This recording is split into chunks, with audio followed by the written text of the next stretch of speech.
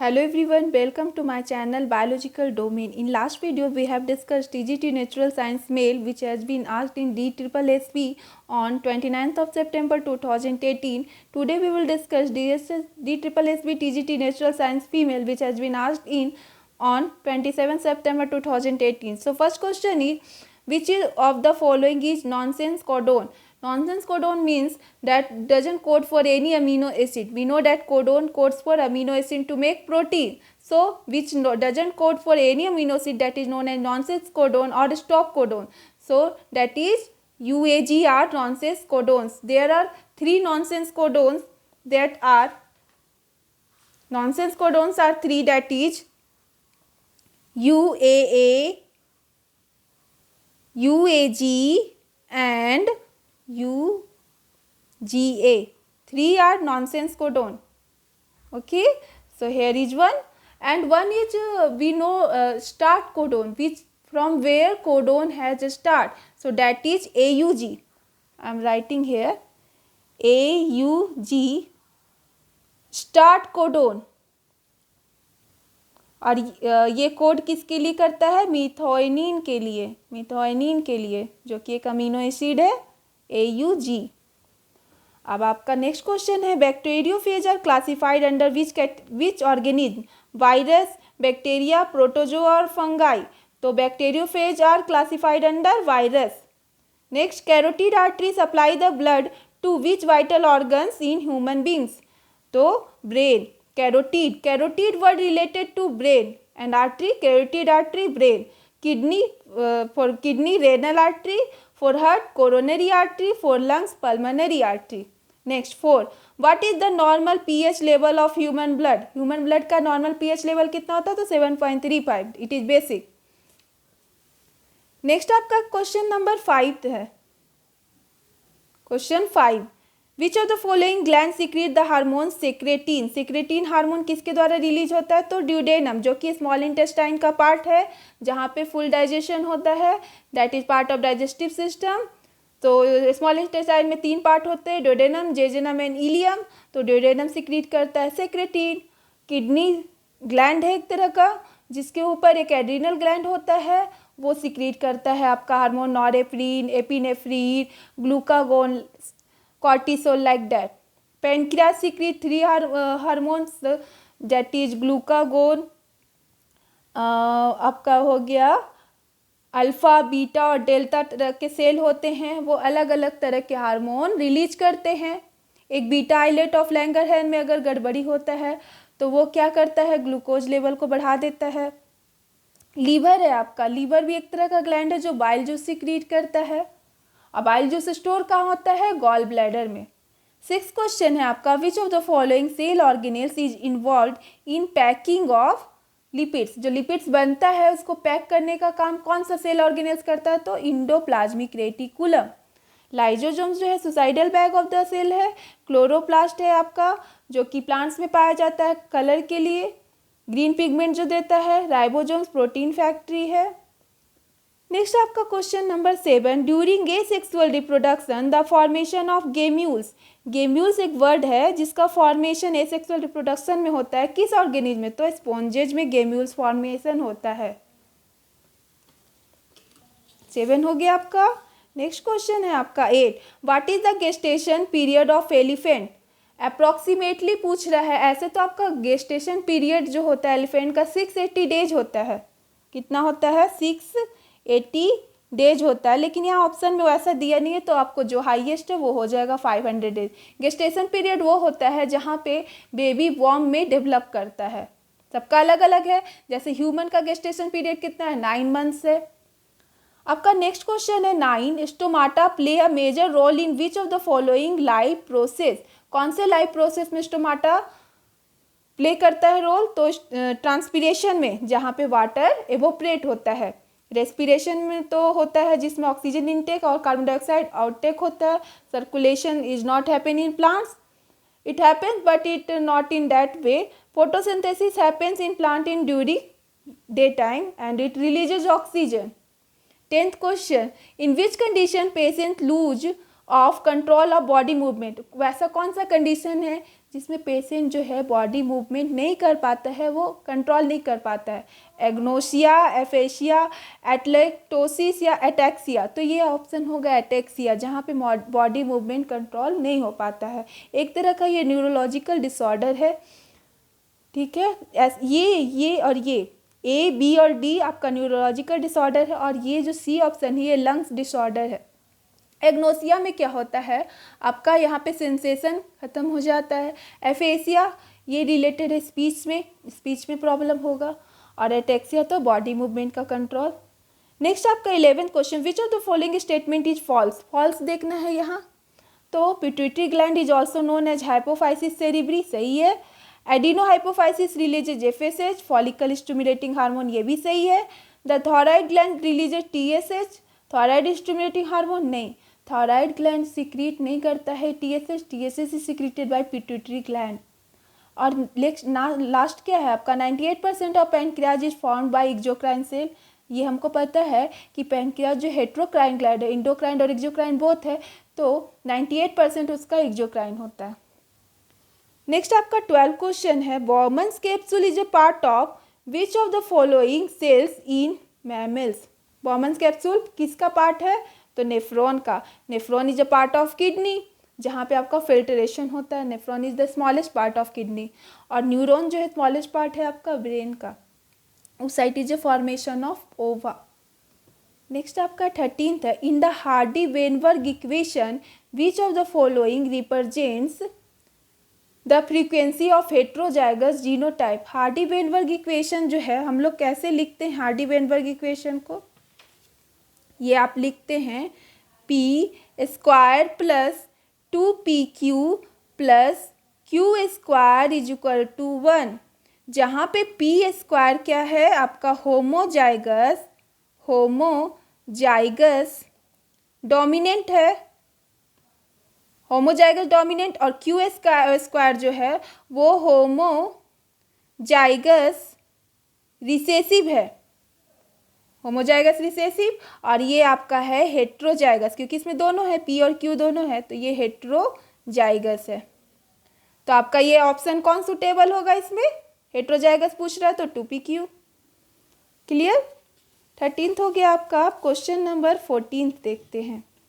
14th क्या है question, which of the following glands releases ADH, मतलब एंटी डायरेटिक हार्मोन, जिसको वैसोप्रेसिन भी बोलते हैं। ये आपको कंट्रोल करता है ब्लड प्रेशर को। तो कौन होगा, थायराइड, किडनी, लीवर या पिट्यूटरी। तो पिट्यूटरी ग्लैंड से रिलीज होता है ADH। नेक्स्ट क्वेश्चन है आपका है, which of the following cranial nerve supply the face. Face पे कौन सा क्रेनियल नर्व होता है, टोटल हम लोग को पता है 12 क्रेनियल नर्व होते हैं। तो फेस पर जो क्रेनियल नर्व होता है वो आपका 7 क्रेनियल नर्व है। 9th जो आपका क्रेनियल नर्व है वो लॉन्गेस्ट क्रेनियल नर्व है, और ये लैरिंग्स, हार्ट, लंग्स के पास मौजूद होता है। 12 आपका जो है नेक और टंग के पास होता है, और 9th जो है वो टंग, फेरिंग्स और सैलिवरी ग्लैंड के पास होता है। आपको 12 क्रेनियल नर्व हैं, उनमें से सब के बारे में जानना जरूरी है, क्योंकि आज ये पूछा, कल कुछ और पूछ सकता है। 16th क्वेश्चन है, इन पॉजिटिव जियोट्रॉपिज्म। जियोट्रॉपिज्म क्या होता है, तो geotropism is the growth of parts of plant in response to force of gravity. Force of gravity में जो पार्ट्स ऑफ प्लांट डेवलप करता है, तो जियोट्रॉपिज्म जब भी होगा कहाँ होगा, इनवर्ड होगा, क्योंकि ग्रेविटी इनवर्ड है। तो inward growth of plant roots में देखा जाता है, इज सी। नेक्स्ट आपका क्वेश्चन है 17, which of the following organism is an example of chemotrophic nutrition. Chemotrophic nutrition का कौन पार्ट है, क्लोस्ट्रीडियम, स्पाइरोगायरा, आर्कीबैक्टीरिया या पारामीशियम।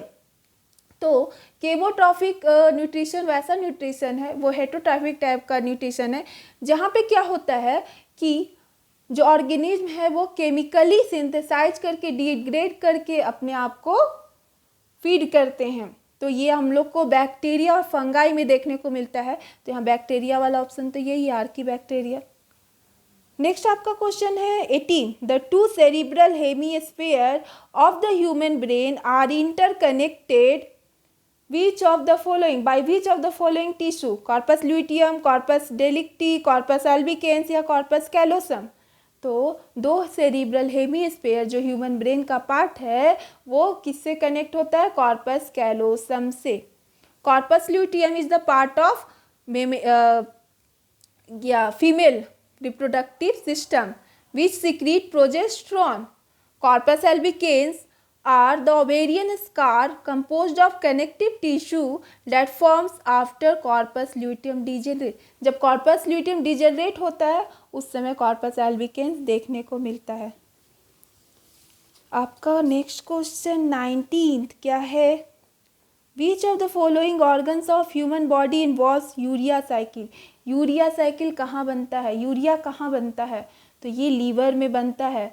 यूरिया का फॉर्मेशन लीवर में होता है और इसका एक्सक्रीशन किडनी में होता है। ये यूरिकोटेलिज्म ऑर्गेनिज्म का एग्जाम्पल है। जैसे ये मैमल्स में ज़्यादातर देखने को मिलता है। मैमल्स का ही ये कैरेक्टरिस्टिक्स है। So it is formed in liver. 20 question, which of the following hormones play a major role during in human being? During parturition. Parturition का मतलब चाइल्ड बर्थ होता है। तो चाइल्ड बर्थ के समय कौन सा हार्मोन रिलीज होता है फीमेल ह्यूमन बींग्स में? प्रोजेस्टेरॉन, ऑक्सीटोसिन, प्रोलैक्टिन और एस्ट्रोजन। तो ऑक्सीटोसिन रिलीज होता है। क्यों? ये क्या करता है? वहाँ के मसल्स को स्ट्रेच करता है ताकि चाइल्ड बर्थ आसानी से हो सके। और ये और एक काम करता है, मेमरी ग्लैंड से जो मिल्क का इजेक्शन हो सके चाइल्ड बर्थ के बाद, उसमें भी ये हेल्प करता है। प्रोजेस्टेरॉन जो है वो कॉर्पस ल्यूटियम के द्वारा सिक्रीट होता है। और प्रोलैक्टिन जो है वो क्या है आपका? ये पिट्यूटरी ग्लैंड के थ्रू रिलीज होता है ये प्रोलैक्टिन।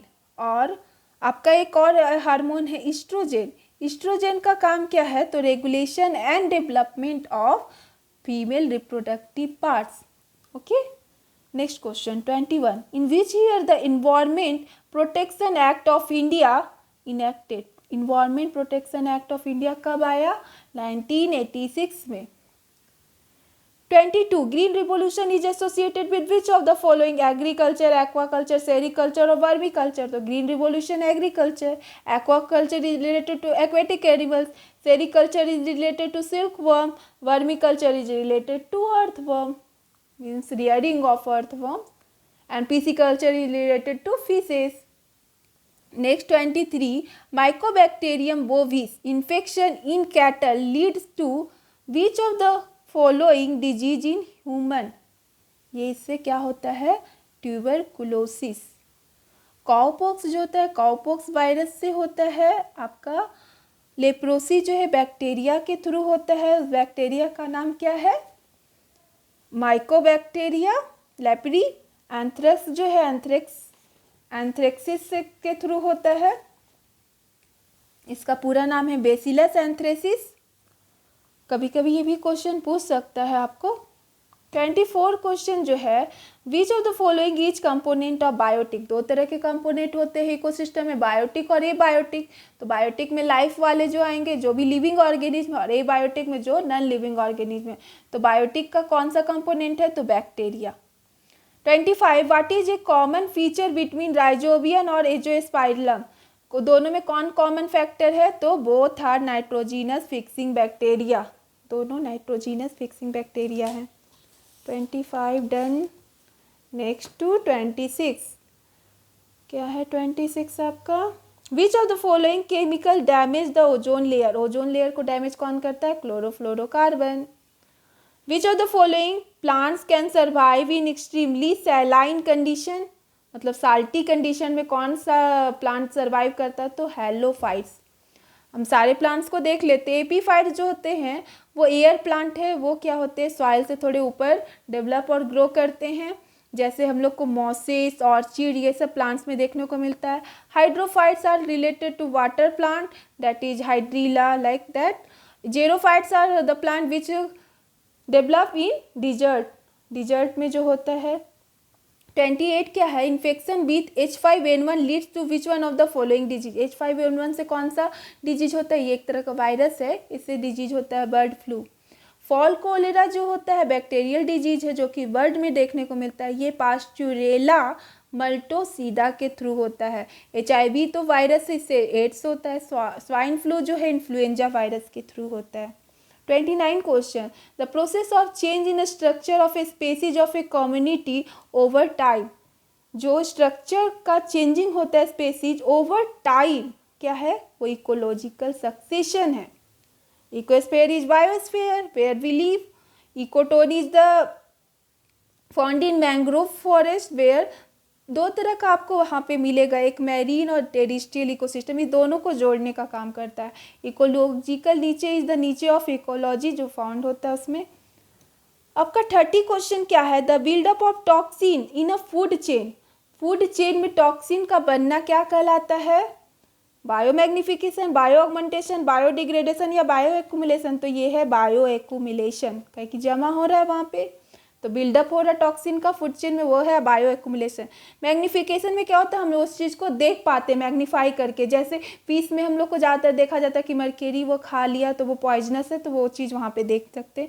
बायो ऑगमेंटेशन क्या होता है आपका, यहाँ पे वेस्ट वाटर ट्रीटमेंट किया जाता है माइक्रो ऑर्गेनिम्स के थ्रू।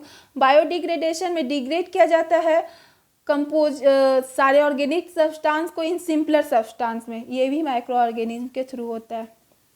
31 क्या है, which of the following is the primary producer in food chain, green plants. Which of the following is the lowest region of atmosphere.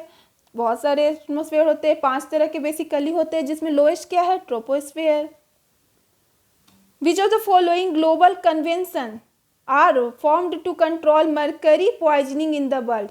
Mercury से रिलेटेड जो global convention है वो कौन है, मिनीमाटा कन्वेंशन। बाकी आपका जो प्रोटोकॉल है और सारे है वो हम लोग देखते हैं कौन कौन है। कोटो जो है ये ग्रीन हाउस गैस इमिशन के लिए है। बेसल कन्वेंशन जो है हैजार्डस वेस्ट रिमूवल के लिए है। मॉन्ट्रियल जो है वो आपका ओजोन लेयर के डिप्लीशन के लिए बनाया गया है। और मिनीमाटा तो मरकरी के लिए हुआ। Last but not the least 2-3 question are there, that is 34। Question number 34, which of the following is not a green house gas. कौन ग्रीन हाउस गैस नहीं है, N2O, CO2, ओजोन और SO2। तो SO2 is not green house gas, बाकी सब आपका green house gas है। 35, who has coined the term ecology. तो हेकेल का पूरा नाम है अर्नस्ट हेकेल, जो इकोलॉजी टर्म दिए हैं। लिनियस को फादर ऑफ टैक्सोनॉमी जाना जाता है। हक्सले और डार्विन का ज़्यादातर नाम आपको इवोल्यूशन में आएगा, डार्विन इवोल्यूशनरी थ्योरी दिए हैं। 36, on which date is world earth day celebrated. World earth day कब मनाया जाता है, तो 22 अप्रैल को। 10 जनवरी को क्या मनाया जाता है, तो वर्ल्ड हिंदी डे। 5 जून को वर्ल्ड इन्वायरमेंट डे। 22 दिसंबर को नेशनल मैथमेटिक्स डे, जो कि रामानुजन के जन्मदिन पर मनाया जाता है, जो कि बहुत बड़े मैथमेटिशियन थे।